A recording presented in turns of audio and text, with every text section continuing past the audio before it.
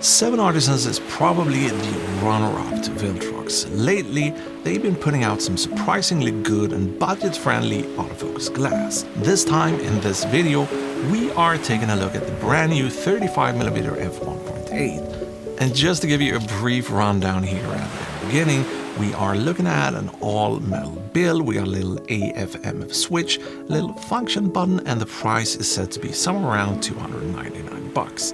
We are going to be testing the Sony E mount version on the Sony a7S III, but it's also available for Nikon Z and for L-mount cameras. Now, I've had this lens for a couple of weeks now, and if you watched any of my videos here on the channel as of late, then most of them, if not all of them, or big chunks of those videos might have been shot with this 35. 35 happens to be one of my favorite focal lengths, and I guess there's more than just me out there who really likes a good 35 prime. And yeah, this one was so good when I started testing it, so I just kept on shooting with it, which I think is a pretty good sign. But I'm going to show you more samples and show you some tests here in this video so you can make up your mind and figure out if this is the perfect lens for you.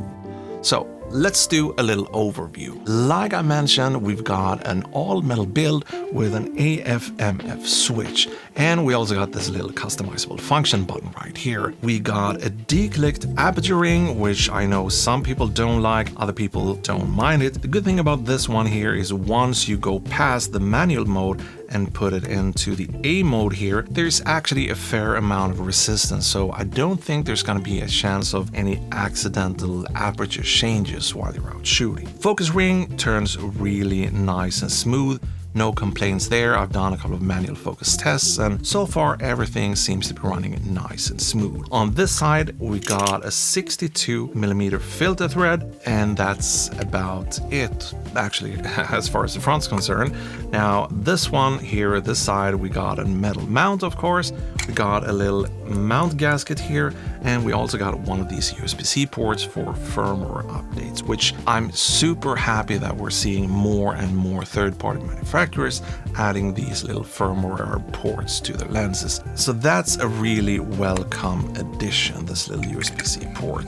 Now, I've not played a whole lot with the included little hood, which looks like this, and let's actually put it on the lens here. It's first time this copy of the lens at least gets the hood attached. So this is what it looks like. Looks pretty good, and I'm pretty sure it does at least a decent job. We'll take a look at flaring and veiling, that sort of stuff here in just a minute as well. This here was shot a couple of weeks ago, and it was the first time I ever used this lens, and I was super happy with how everything turned out.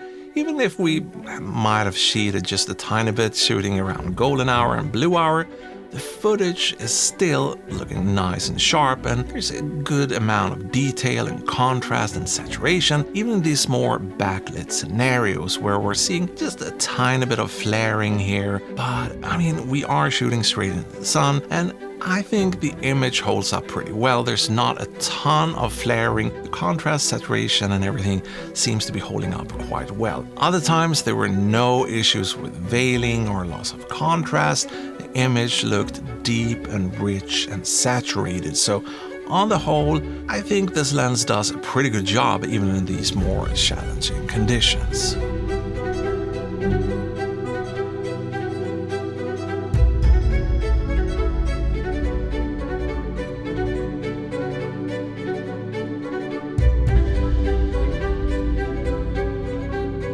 I've not seen any signs of chromatic aberration in real-world scenarios, and in controlled testing environments, you will have to get down to pixel depth before you can spot at least a tiny bit of color fringing here and there. We got 11 elements in 8 groups, including some ED, HR, and aspherical elements, and when you put these things together, the result usually comes out looking pretty good. Now, let's shift from sharpness to blurriness and talk about bokeh. So first things first, we got 11 aperture blades that does a pretty good job at keeping everything nice and smooth. I've shot a lot in these types of scenarios with busy backgrounds with a lot of greenery, leaves, that sort of stuff, but I've never felt there's been any disturbing busyness or distractions going on in the autofocus areas. Here's another example where we can take a look at the bokeh, and by the way, this is me just pouring out some colored water, and I was using the manual focus here on the Monitor Plus app because I don't know what happened, but I just had to manual focus here, so that's why it's slightly out of focus. But still, if you take a look at the bokeh, there's not a whole lot to complain about. The minimum focus distance is 40 centimeters, and while it might look just a tiny bit fuzzy wide open, if you want a bit more sharpness, just stop it down a bit and the image actually sharpens up quite nicely. Now, let's talk about handling and ergonomics. But first, unlike the 24mm I tested earlier, this 35 worked with the camera stabilization out of the box. No need to go in and set focal length manual, that sort of stuff. By the way, I haven't actually checked if there's an update to fix that, and if that's the case, I will put a link to that little firmware update in the description. But yeah, stabilization worked straight out of the box, and when it comes to handheld shooting and ergonomics, it actually feels pretty good in the hand. And as someone like me who has slightly bigger hands, I like the fact that we're not getting these overly compact lenses. There's a bit more to hold on to. It also works as a fairly decent point of contact when you're out shooting, running and gunning, that sort of stuff. And weight-wise, size-wise, I think it balances quite well on a full-frame body.